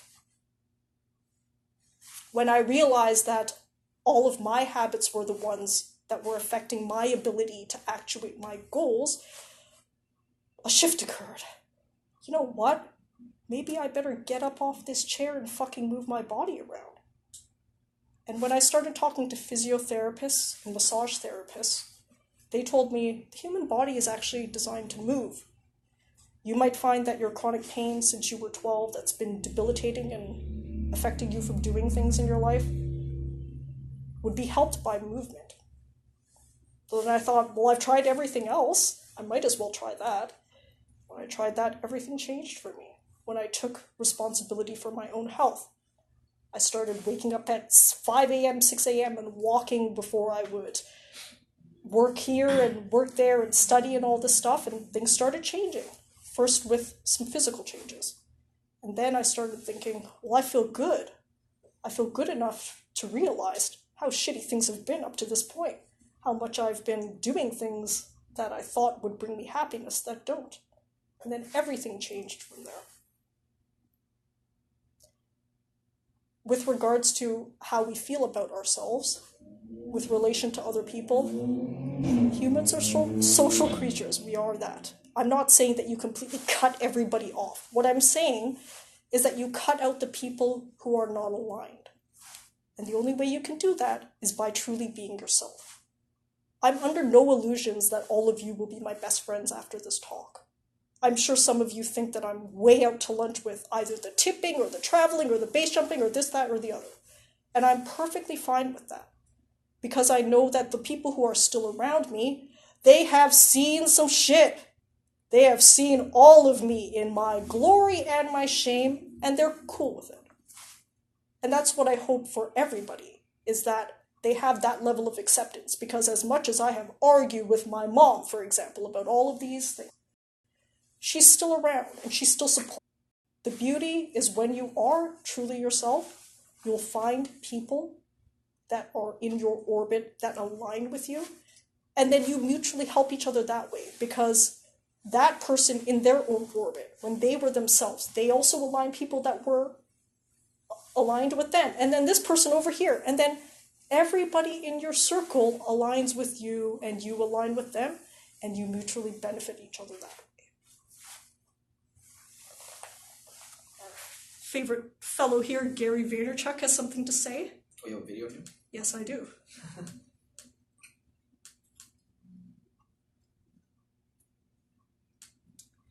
Now you tell me what's the difference between what he says and what I said, and why he's a multimillionaire and I'm here. My big thing is that people's fears are predicated on other people. You're allowing other people's opinions to dictate your life. Let somebody else dictate your life is immediate unhappiness. You're not in control. More difficult. You actually care about what your dad or mom or grandma or husband or wife or daughter or son is going to say about you if you do this thing. It doesn't matter what they think. When you're fucking 92 and you're sitting there, you're not going to give a shit about what Punk Man 96 had to say. What your aunt had. So she's trying to keep out negative people, latch on people, and try to seclude them from the... In work, I say in life, I see it every day. It's just what it is. I hate how many people judge other people without having all the context. Every time you fucking judge, you make yourself vulnerable. 99.9% of people that you judge or have opinions on, you have no idea what the fuck is actually happening in their life. Everybody sucks at something, right? Like, we all have shortcomings. And for me, it's like, why don't we just audit that? Like, why don't we just look at it that way? And be like, all right, well, I'm good at this, but I'm not good at that. Like, everybody's so absolute. Are you really not going to live your life based on somebody's anonymous fucking icon feedback that you suck? They fucking suck. Go do your thing.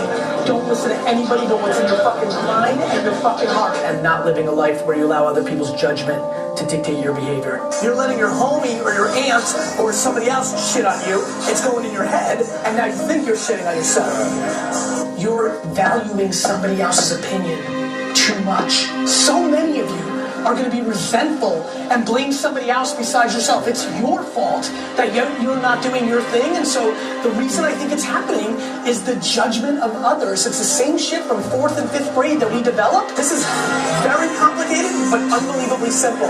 You're worried about what other people think. You give up on that shit and you're clean and you can go. And all of a sudden, it's not how much money you have or how much time you have. You just see that you can do it. Money ain't time, ain't shit of holding you back compared to your worry about other people's opinions. Do you know what it's like to be in your own head and nothing else matters? Do you know what it feels like to give a shit so much about what everybody thinks, yet not care at all? Do you know that when I leave here, I'm going to look at every single tweet about this talk, and if somebody said, I'm going to be devastated like I fucking died, yet equally don't give a fuck? When you can get to that place, amazing shit happens. You know why? Because you stop being scared. And I want that for every fucking person, because let me tell you something, it fucking is the best. You only have one life, and it's much better to live it for yourself than somebody else. 400 trillion to 1. That's it, baby.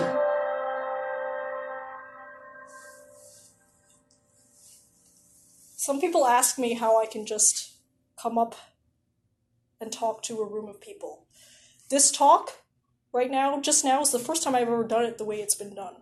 I have ideas in my head, I have a certain structure, but aside from maybe the first 10 minutes, the rest of the almost 2 hours went completely off the cuff. Why do I have the confidence to step into a room like that? How do I do that? I do it because, unfortunately, I actually don't care what you all think of me. I don't fucking care. But what I do hope is that what I say provides some value to each individual. That's all I hope for. If somebody says that I'm cheap or I'm bad or I'm this or I'm that, that's cool for them to think that. I know what I've done. I know the work that I've put into my own value system. And at the end of the day, I know that the self-love is the love that I've been seeking all along. And I think the self-love is the love that many people seek. I really do still hope that you have had some tiny influences, and that's all I hope for. We still have time for Q&A? Yes, 6 minutes. 6 minutes of Q&A, we even under time. Yeah. Any questions, anyone? Any questions? So do you actually have a plan then to see how you see the other countries? Yes, my plan is approach where I look at those reports, and I'm hoping within the rest of my life, some of those countries that are now red will become okay. And here's the part where I have to reveal the sad truth. Perhaps I will not be able to reach all 193 countries given that constraint. I'm okay with that though, because I think that the 193 country goal is much more just something for me to have some concrete structure to continue to have adventure. I find it fun to work towards the goal, even if I might never finally achieve it. I've actually achieved much more in terms of travel than I ever thought I would, and I just keep adding things on. For me, the goal itself is less of the importance, and it's the process, the fun of thinking, okay, I'm going to email this guy, the world expert. Is he going to email me back? Oh, if he doesn't, what do I do then? Do I change it? Can I do something else that would be fun? I've drifted cars with a world champion. Maybe I can do something more with auto sports. Maybe I can do something else. The beauty about travel and having such a broad goal is that you can easily flex out things if, for example, over time, that goal maybe means a lot less to you. I've started feeling sometimes that maybe with the amount of traveling I've done, that traveling might take a back seat and other adventures might come into play. Maybe I will learn to skydive myself or learn to scuba dive. And those are things that I keep in the back of my mind. Bringing back the whole idea of mental exercise, that's why I do it all the time, is because I know for a fact that my goals and ideas will change. And I see that less as a failure and more just that you're evolving with yourself. Some people might wonder, how are you funding your trip? Basically, spending less is my major one. Do you still work? Or? Yeah, I still do work. I have my own business and I work as part of a family business. But what I do is take that money that other people would spend on a mortgage or a car or kids. All of that money is actually a lot of money. I know people look at that, oh, well, it's just because you don't have a house. Yeah, that fucking makes all the difference in the world, guys. It really does. It really does. Now, some people might say, oh, you have the luxury of living with your mom. I would say I've met actually a lot of people who could live with their mom who won't because Punk Boy 35 is going to say they're a failure. Well, Punk Boy 35 is a fucking failure. He ain't happy. So that's why I say letting go of what society tells you. Society tells you many things. They want to generate good taxpayers. So they want you to chase things that are too expensive for you so that you'll work a job that you hate. What I'm trying to say is that in some cases, you're going to have to make tough sacrifices. I'll give you an example of one of the toughest sacrifices that even Karen said was too much. Last year, when I was backpacking for 7 months, I knew that I had all 4 months of my Africa leg planned out, which was overland safarying. One excursion was called gorilla trekking, and if anybody has looked into gorilla trekking, it is literally one of the most expensive excursions you can do for 1 hour related to animals. I had been debating back and forth whether I could really afford it, and my brother said, "You've never expressed an interest in gorillas. Why would you suddenly be interested now?" So then I thought to myself, you know what, maybe it really is a little too expensive. I'll have to think about another plan. And then as soon as I arrived in my first country of England, I had a brilliant idea. I said, you know what? I can afford to gorilla trek if I cut out my entire accommodation budget in this first 6 weeks of Europe. So then I thought to myself, is this actually doable? I jumped on a website called Couchsurfing, which is where people open their homes to other travelers for free. And I was able to find a couple of Couchsurfing hosts here and there for some of the bigger countries, but I was traveling to some very small countries in Europe, including Liechtenstein, Andorra, Monaco, Luxembourg. And for some of those countries, I had difficulty finding a host. So I slept on the fucking streets. I slept in bus booths. I slept in telephone booths. Now, why did I do that? I did it because my temporary comfort in that 6 weeks was a lot less important than gorilla trekking, and I made that choice. And was it a tough choice to make? At first, I was thinking a little bit yes. And later on, my mom said, I would have given you the money. But I said, this was an adventure for me. I wanted to try it out. So I did, and I did. So when I talk about making tough choices, I take the red pill on that. I do it myself, and I do it to the extreme. But I don't think you have to be so extreme in order to cut out, like, literally a Starbucks every day. If you drink Starbucks regularly and you cut it out for a year, you have a round-trip flight right there already. Okay. If you go out to movies, if you do this, you do that, there are many places that you can redistribute your pot. And you'd be surprised because, aside from Europe, which is more expensive, which is why I could build up the budget to go gorilla trekking. 1 minute. Okay. Wrap it up. Yes. That'll be the wrap for that question. Okay. All right. So that's about it. So thank you to Stephanie for coming and speaking to everyone again. If anyone has further questions, do you have an email that anyone can reach you? Or yes, I do. Stephanie, STEPHANIE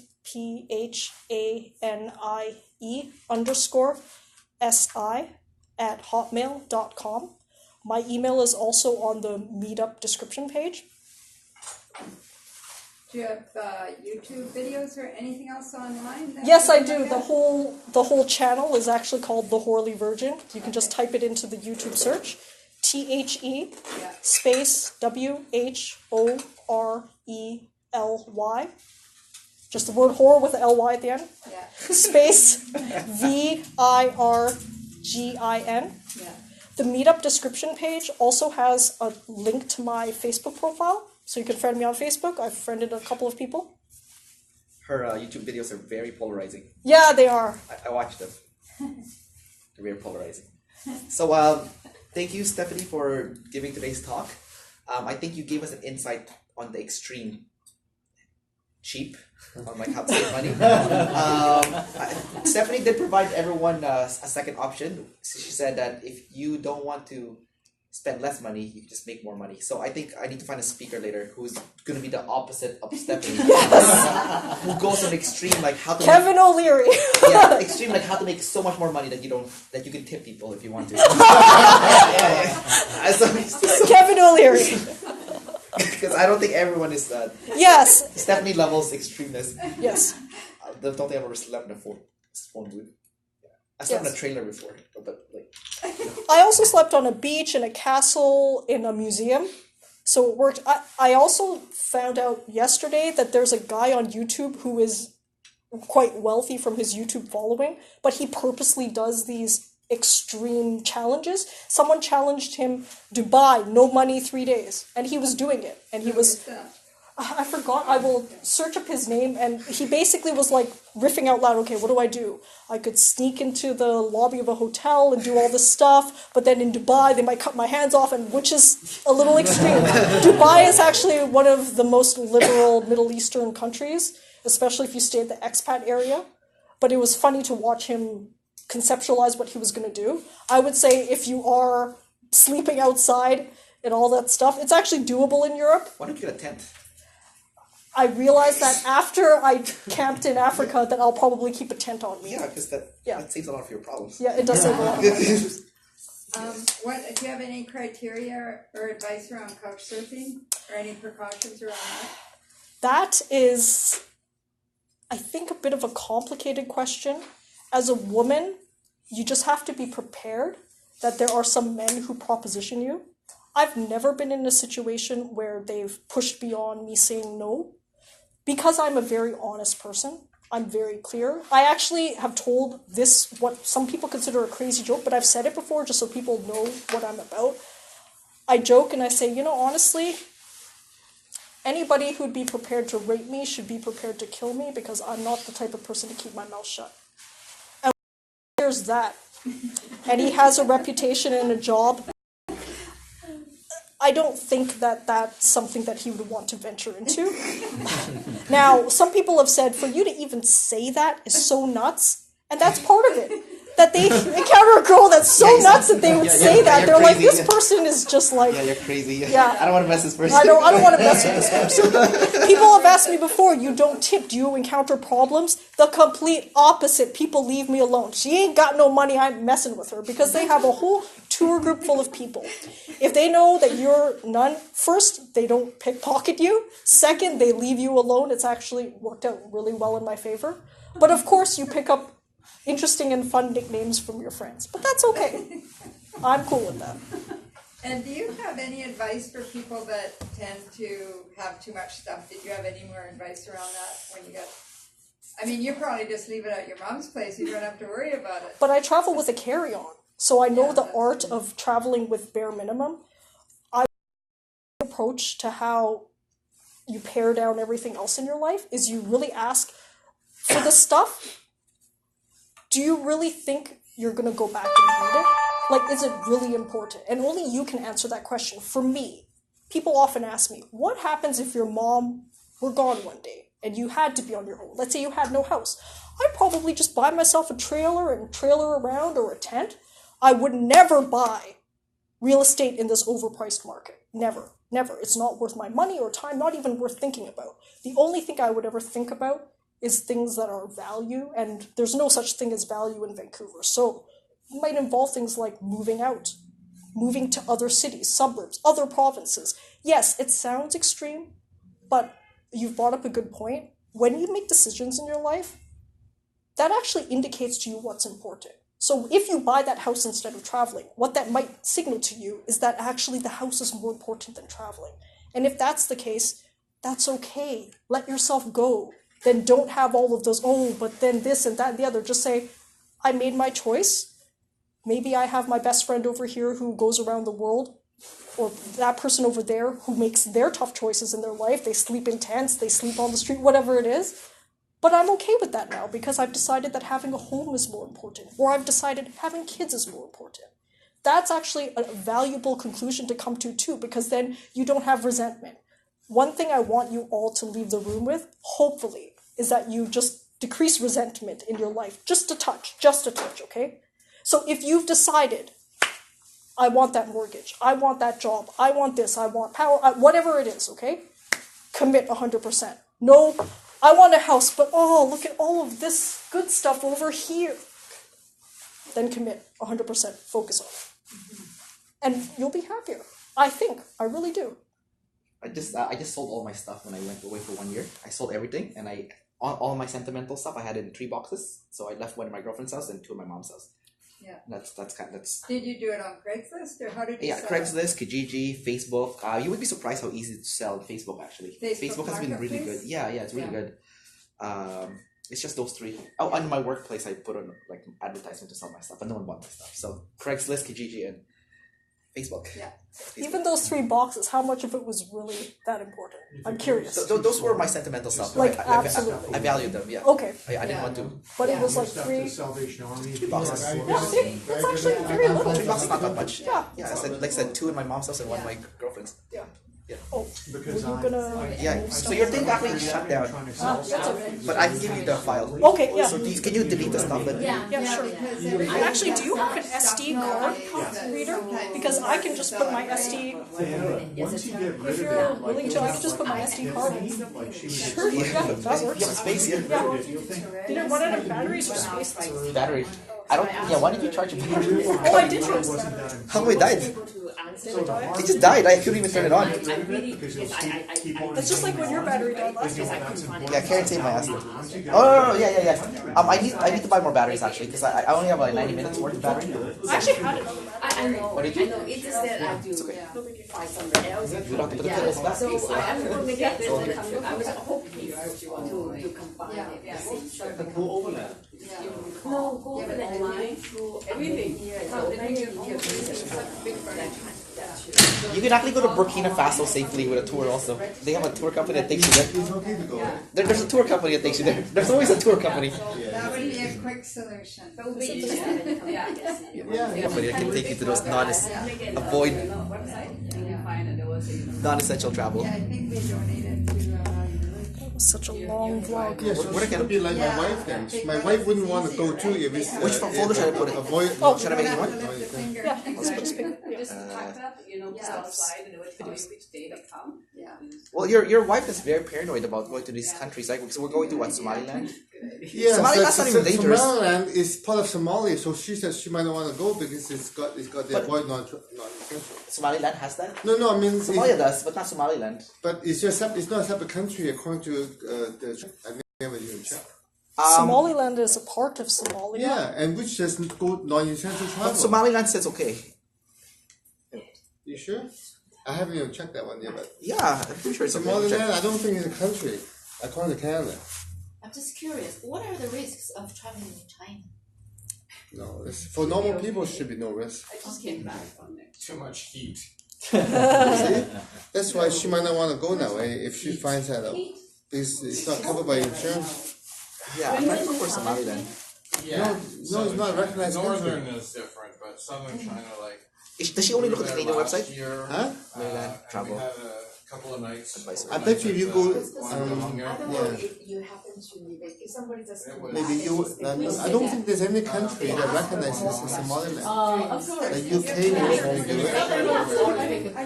February, it was 30 degrees. Yeah, the official websites don't have it. Yeah. So we all know it's safe there, but it's. I know, except she if she takes the philosophy of Stephanie, even Stephanie would go. They would not let him. Stephanie, we do not go to Somaliland because you know it's safe there, right? But it's not. But then it's not on the It's not on the official website, yeah. government website that says that it's the top two. They avoid non-essential travel. Yeah. Just a little bit too hot. My wife is like you, and she said she won't go unless it's approved by travel.gc.ca. February, Southern China actually is extremely cold. It's just Somaliland is not. It's not a recognized Because it's country. winter. it's part of Somalia. Do they have any listing about Nothing. It's not mentioned at all. It's not mentioned. Yeah. No heat. But they have their own visa process, so it's kind of like one of those like weird. Yeah. Are you So able to copy today's presentation as well? Yeah, I was Oh, okay, you're doing both. Yeah. Okay. I don't think we'll go. So I was wondering, like, when my son went through, would have let him continue to Costa Rica unless he had a return ticket from Canada. So then we had to go. And you go though, right? Even though, but then you don't subscribe to her theory that if you don't cannot get travel insurance. You can get travel insurance. There's other companies that will insure you. Yeah. Like extreme travel Extreme, insurance. yes. She gets insurance for extreme base jumping. I know, but yeah. There's insurance for other countries too. Oh, is it? Yeah, there's a lot. We should look into that then, because that would be one criteria she would want to buy insurance. I plan on buying insurance in those countries too. Oh, you do it? If I go to Congo, I'm gonna buy the insurance from those other companies that offers them. Okay. It's gonna cost more, but I'll pay for it. You know, like. Okay, yeah. Let me know of any each company that do some research, because I guess my question. Bye everyone. Thanks for coming. Yeah. Chinese New Year is pretty close by now. It's a good time. When do we have to decide that? When you're gonna decide whether you're gonna go? I have to find So I don't know if they were just. I have to find a flight availability first, and then number two, I have to. I want to make a decision when I come back in March 5th. That's too soon. Too soon, eh? Well, why don't you guys just book without me, and then I'll make it work. If I don't make it, then I don't make it. But just pretend I'm not coming. Yeah, I guess I will set the itinerary the way it's set up, because we want to go there anyways, and then I'll do the. Yeah, I do want to join you guys for that specific segment that we just talked about. Yeah, like yeah. I'm definitely confirmed. He's tried that before and he said that's Um, I myself have never had to go to Djibouti from Ethiopia, Somaliland, back to Ethiopia, Eritrea, and that's it. And also to go to Sudan. So I can confirm for those places specifically, just So because. that work with a date to Finland and Russia. It's kind of empty. I might not go to Finland. I might go some other time because I was trying to coordinate with my friend and it doesn't match with our schedule for Africa. So I don't know what's gonna go. But I'm not gonna do Ethiopia with you guys because. Why don't we go to Burundi and DRC, do the gorilla truck together? So then flying through the Actually US, bigger than I would have said before this government shut I'm okay with that. Yeah. Yeah. You know what? From You know what? different parts of China. all over China. Tickets are cheap. It's like China's a big Maybe it's a Trump effect, who knows what. But My problem is I wanted to do it with Karen. Okay, on the gorilla truck. Yeah. I don't know. I'll talk to her. I do. That's a good proposition. That makes sense to me. Yeah. So yeah, that Or makes any sense. other part like Kenya or Uganda, like we're gonna go there. No, but that makes sense. I do want to do that trip with you guys. Like, you know, Burundi. I just remember There's a company called Lupin Travels, by the way. There's a company called Lupin Travels. Yeah, I know that. But they don't have any tours for this year. No, they don't. But I definitely want to do Burundi, Rwanda, Yeah, he's Democratic Republic of Congo, Canadian. and then do that other section. Yeah, so My problem is I don't know how Karen's gonna get enough points to go there. yeah, if she can go too, that'd be great, and that would make my wife feel better if Karen goes. No, that's not my problem. My problem is Karen might not have enough points to it. Well, you need 100,000 points, right? Or what? How many No, points? because we're traveling also in June, so she needs 20,000 points. Oh wow. Oh, I see. Unless I can come up with something. Because Karen doesn't travel half as hard as me, and for me it's a pain in the ass to get her to sign up for credit card. Yeah. Check that website. So, Cross the street. Would be if they stopped you. Yeah. like if she traveled half as hard as I did, this would not be a non-issue. Yeah, I know my wife is now getting into it now. So we building up our second 100,000 point now. It's easy to travel hard. Yeah, no, it's easy. You can keep getting the same card. I know. I just got my SPG card now, my second one. I canceled it in November, and I got my new one now. Yeah, so easy. So easy. Even the gold card. No, even when the card I canceled a week later, I applied it and I got it. It was crazy. I The Percopolis one? Huh? Percopolis? Yeah, I got it already. Did you know you can have more than one Percopolis at one time? I know some people have 3 Percopolis. Oh, thank you for see you. Same name? Yes. You kidding? It's getting ridiculous. The Canadian, they don't care. As long as you don't take that, I've been a member before, right? I haven't been a member before. It's getting ridiculous. Like someone has like 3 of the same card. I can. That's crazy too. Someone just told me now. It's like I have 3 of the same card. Oh really? And I'm like, my God. I renewed my card. Do you have the Alaska ones too? Huh? The Alaska Airlines Mastercard. I have I have to do it again, but it's a minimum spend is hard now, right? Oh, Alaska's easy. It's just Mastercard. You can go to Costco. No, but still, if I do one every month, we have to spend that much money every month. Yeah, that's true. That's true. Yeah. It's the Amex and all the other. Why don't you do the technique that Ricky said during his meetup? Like do the return things. The return thing, yeah, on Hudson Bay. Yeah. Yeah, we have to yet try that yet to see if they would refund it in a different. You buy from PayPal, right? And then you. I forgot to cancel it within the 24 I hours, see. so now I'm trying to get my money. I'm trying to go through my credit card company. Okay, well, think about. Tell me about the option about joining us on the other part. Creative. And they can come. Maybe you'll just have to go cancel at the time. Why did you decide to go in October? So, because my niece is getting married in Central Pass in October 4th. Where? Central Pass in France, southern France. You're going to France as part of your trip? Yeah, Marseille. Marseille is one of my stops. That works out. And then Ethiopia Next and time, as soon as you go through the border, cancel I know, like he went through the border and I totally forgot about it. He didn't contact me right away and it totally slipped my mind because we had medical emergency at work. It's good. Yeah, it's interesting. Yeah. You don't mind that it's kind of rough though, right? Like no sleep for many days. Yeah, it's really rough. It's really rough. No, yeah. No, you try to sleep when you can. Like in Guam, try to like book a room when you're in. No, in Guam, and my wife discovered that there's a place where you rent chairs in the airport, not in the airport, but the lounge. Like 6 hours at a time, eh? Yeah. You don't need to rent a room. How much is it? That's another option. It's not that cheap, but it's better because in the hotel they don't let you in at 6 o'clock in the morning, right? You do. Or you just go there. So that's one option. But this option is the one. The Guam Airport hotel was pretty flexible with that. It's an ugly hotel though, but you're just sleeping. Who cares? Yeah, I know. But anyways, she said she found this place that they give a lot. But it costs the same as 75. It's better. You're better off in a hotel. Yeah, we have to see. The hotel that I stay at has like good restaurants nearby too. Oh, is that right? I eat like local Guam food. Like, but you said that don't go there, right? So you recommend not to go to that one. It depends on your tolerance. You can do it. I can do it for guys. We don't care. There's a bed, there's a shower, it's fine. Yeah, I can do it. But Karen, she hated it. So I don't know if your wife would. Depends on your wife's tolerance.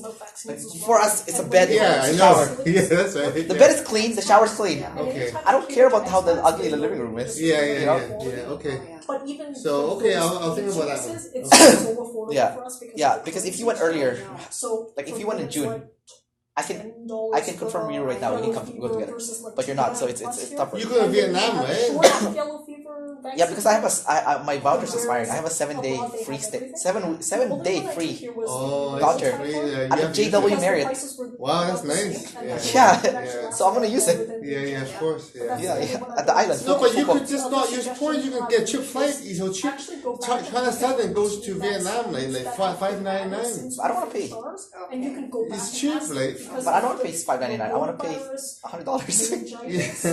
I went back and got Okay. my Yeah. meningitis shot. It's not just you. Karen is also. And that was You said her sister? because they added it. Oh, Karen. Karen? Yeah, a lot of my problem with traveling is Karen. Yeah. It's just like one of your problems, your wife. My wife. Yeah, right? exactly. No. I know. It'd be easy if you and I can go off, right? But yeah. Yeah, if it's just us two, no problem. Boom, boom, boom. Yeah, it's just. It's negotiating with the partner. I know. And she's scared. Like Karen, I have to like talk to Karen. Like she's scared. It's like, oh, I don't want to die. You know. Like, yeah, my wife is exactly like that, right? So yeah, no, I get you. I completely understand your struggle. Because I have the same struggle. Oh, I see. Okay, well, I'm gonna make some concrete plan in March. I want to quit, but are you 65 now? No, they don't even know. I'm 61 and a half, right? So you have 4 more years? No, I don't have to. I have enough financially. I'm okay now. Okay, but if you quit, you're still okay? Yeah, I can get my pension. I can start my pension plan. Oh, okay. I have a pension.